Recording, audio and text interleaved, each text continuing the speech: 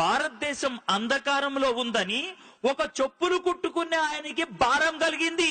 చెప్పులు కుట్టుకునే ఆయనకి భారం కలిగితే 1793 సంవత్సరం నవంబర్ 11వ తారీఖున భారతదేశంలో అడుగు పెట్టాడు ఆయన. భారతదేశానికి రావడానికి 4 నెలల పడవ ప్రయాణం పట్టింది. ఆ 4 నెలల్లో బెంగాలీ భాష చదవటం, బెంగాలీ భాష రాయటం, బెంగాలీ భాషలో మాట్లాడటం నేర్చుకున్నాడు. భారతదేశంలో అడుగు పెట్టినప్పుడు భారతీయ భాష మాట్లాడాడు. 36 సంవత్సరాలు భారతదేశంలో ఉండి 44 భాషలు నేర్చుకున్నాడు. 40 భాషల్లోకి బైబిల్ తర్జుమా చేద్దామని ఆరంభించి 28 భాషల్లో కొత్త నిబంధన పూర్తి చేసి 17 భాషల్లో బైబిల్ పూర్తి చేశాడు. ఈ రోజు నీ చేతుల్లో బైబిల్ ఉన్నదంటే కారణం ఆయనే. ఆయన ఎవరో తెలుసా? William Carey. ఒక్క విలియం కేరీ 17 భాషల్లోకి బైబిల్ తర్జుమా చేసి నీ చేతుల్లో పెట్టాడు. అంతేనా? అక్కడితో ఆగిపోయాడా? నీ చేతుల్లో పెన్ ఉందంటే కారణం విలియం కేరీ. భారతదేశంలో మొట్టమొదటిసారిగా ఇంక్ తయారు చేసింది ఆయనే. జిందగీలో రైలు బండి ఎక్కినావంటే కారణం విలియం కేరీ. భారతదేశంలో మొట్టమొదటిసారిగా స్టీమ్ ఇంజన్ పెట్టింది ఆయనే. బ్యాంక్ లో పైసలు పెట్టినావా? కారణం విలియం కేరీ. భారతదేశంలో మొట్టమొదటిసారిగా బ్యాంక్ పెట్టింది ఆయనే. పొద్దున్నే లేచి ఈనాడు, జై తెలంగాణ న్యూస్ పేపర్ చదివినావా? థ్యాంక్స్ చెప్పాలి విలియం కేరీకి. భారతదేశంలో తొలిసారిగా భారతీయ భాషలో న్యూస్ పేపర్ ముద్రించింది ఆయనే. ఆడపిల్లలు కాలేజీకి పోతున్నారా? థ్యాంక్స్ చెప్పాల్సింది విలియం కేరీకి. భారతదేశంలో ఆడవాళ్ళ కోసం మొదటిసారిగా కాలేజీ పెట్టింది ఆయనే.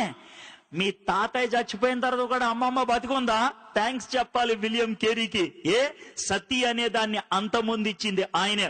ఒక్కడు చేసింది ఇదంతా. ఆయన ఈ లోకానికి వచ్చి చేసినప్పుడు ఆయనకి పెద్ద వెల్కమ్ పార్టీ ఇచ్చారనుకున్నారా? లేదు. ఆయన జీవితంలో జరిగిన ఒక్క సన్నివేశం చెప్తే ఆయన ఎంత సాక్రిఫైస్ చేశారో అర్థమవుతుంది. కలకత్తాలో ఆయనకు ఒక చిన్న ప్రింటింగ్ ప్రెస్ ఉండేది. 236 పేజీలు బెంగాలీ డిక్షనరీని ఆ రోజే ముద్రించి కట్లగా నిలబెట్టి మిగిలిన పేజీలు ముద్రిద్దాం అనుకునే లోపల ఇంటి దగ్గర నుంచి ఒక పనోడు పరిగెట్టుకుంటా వచ్చాడు. వచ్చి, సార్ మీ భార్యకి పిచ్చి ఎక్కిందంట. ఎందుకు ఎక్కిందో తెలుసా? భార్యకి పిచ్చి. వాళ్ళ కొడుకు చచ్చిపోయాడు. కొడుకు చచ్చిపోయినప్పుడు పాతి పెట్టడానికి ఎవరు రాకపోతే విలియం కేరీ ఒక్కడే శవాన్ని తీసుకెళ్లి పాతి పెట్టొచ్చాడు. ఆ యొక్క ఎమోషన్ లో భార్య పిచ్చెక్కి రాయితో తల కొట్టుకొని రక్తం కారుతుందంటే విలియం కేరీ భార్యను ఓదార్చుతోని వెళ్తూ ఉంటే వెనక నుంచి ఇంకోటి పరిగెట్టుకుంటూ వచ్చి, సార్ ఇప్పుడే మీ ప్రెస్ తగలడిపోయింది అని అన్నాడు. వెనక్కెళ్లాలో ముందుకెళ్లాలో తెలియకుండా సతమతమయ్యాడు విలియం కేరీ.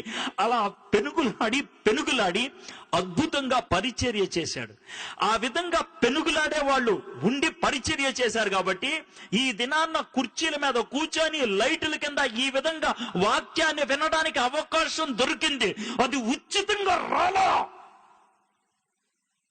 ఎవడో ప్రాణం పెడితే వచ్చింది, ఎవరో సాహసిస్తే వచ్చింది. దేవుడు నేర్పించే పాఠం ఏంటి తెలుసా? నువ్వు నాకు చెందిన వ్యక్తివి అని చెప్తావా?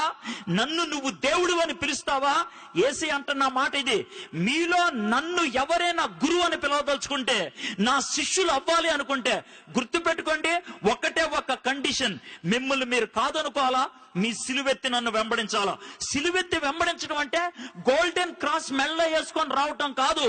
సస్తే పాతి పెట్టడానికి రెడీ అయ్యే సమాధి పెట్టిని తీసుకొని రావడం, చావటానికి తెగించటం. హలో, క్రైస్తవుడు అని పిలిపించుకోవాలనుకున్నట్లయితే ఆ దమ్ముండాలా.